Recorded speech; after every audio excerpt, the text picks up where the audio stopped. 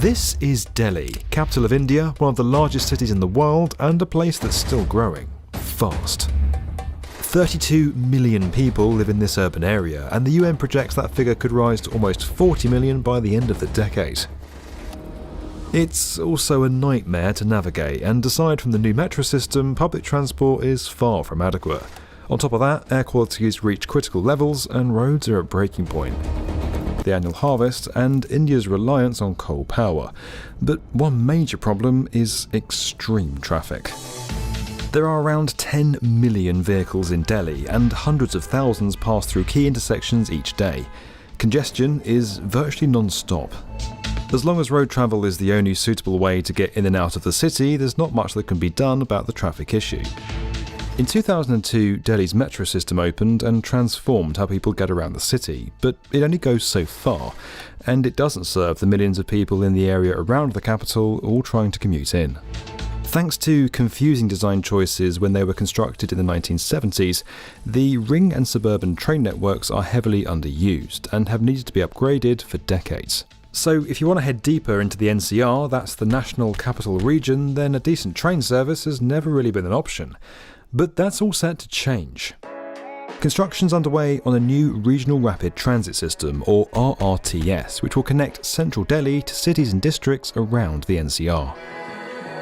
It involves building 3 semi-high-speed rail lines which run from a massive new station at the heart of the capital into the neighbouring states of Uttar Pradesh, Haryana and Rajasthan.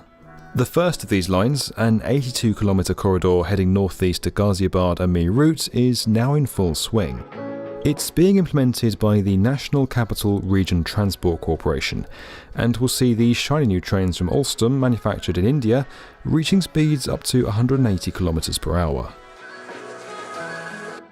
That'll make it around 3 times faster than the metro, and the stations are further apart, so there's less stopping. RRTS is for travelling longer distances quicker. Passengers will get from one end of the route to the other in around 55 minutes, a journey that takes about an hour and a half by road, and that's without traffic. Some 800,000 people are expected to use it every day, a figure that's sure to go into the millions once the other lines are operational. Overall, 16 RRTS stations are being built, most of them elevated, as well as depots and underground stations that will integrate with the new Meerut Metro. The route will pass through some of the most densely populated parts of the city, also crossing the Yamuna River.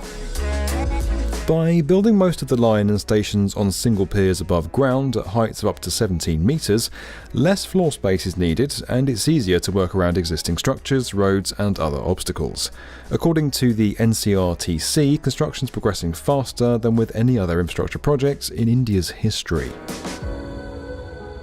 A 17-kilometre priority stretch between Sahibabad and Duhai is expected to be operational from 2023 and could be finished quicker, with trial runs set to begin from mid-2022. There's a 2025 target completion date for the entire corridor, and the whole thing's estimated to cost around $4 billion. Work's also due to start soon on the 12 kilometres of new underground sections, 4 of which are going to be built below Delhi itself, requiring the use of 8 tunnel boring machines. Although Indian contractors are handling most of the construction, one tunnel's being built by a Chinese firm, the Shanghai Tunnel Engineering Company. News of that deal wasn't entirely well received when it was announced in early 2021, especially following clashes between India and China over disputed territories in the previous year. But because the project's being part funded by the Asian Development Bank, which China is also a member of, it was able to submit the winning bid. There's a lot going on then, and we haven't even talked about what's arguably the highlight of the whole scheme, the place where everything will interconnect. All 3 of the lines being built in Phase 1 will radiate from here, what's soon to become Delhi's largest transport hub. The new Sarikale Khan station will act as the main interchange between RRTS services, the metro and the bus network. Having a location where multiple transport systems all join together is something Delhi's never really had. To catch a bus having just got off the metro, for example, lots of travellers have to take long walks or rickshaw rides to make their next connection. But with the new hub, that journey can be reduced to just a few steps across the station. When it's all done, the plan's to follow up with 5 more lines, stretching the network even further into the NCR. If that's accomplished, then Delhi's new rail system will offer a quicker, more convenient means of transport for millions of people in and around the city. It'll be far cleaner than road travel too. One study in 2019 predicted that just the Delhi to Meerut line would take around 100,000 vehicles off the road. Now, that might not sound like much from that 10 million, but when the whole network's up and running, you can expect that figure to rise. And that's going to be crucial for tackling those pollution levels. It's estimated the new system will reduce CO2 emissions in the city by 250,000 tonnes a year. For too long, the people of Delhi and the NCR have been missing an effective transport system, one that would accompany the new metro. Now, it looks like they could be getting one. Of course, it won't solve everything, and it will take more than this to fix both the traffic and pollution problems that Delhi's facing. But it's a good start, and if it does go on to become the world's biggest megacity, having a fast and efficient railway to match its rapid growth is going to be more essential than ever.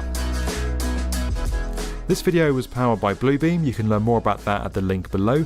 And as always, if you enjoyed this video and you want to get more from the definitive video channel for construction, subscribe.